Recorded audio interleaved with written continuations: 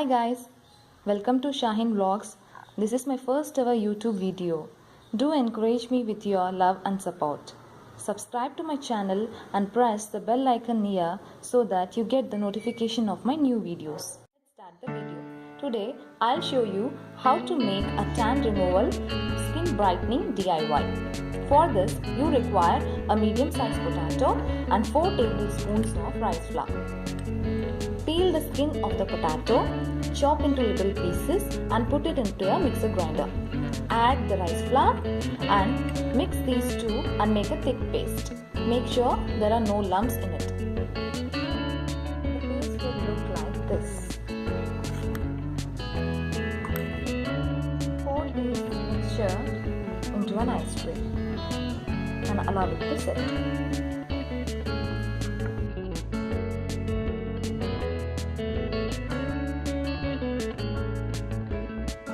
It looked like this.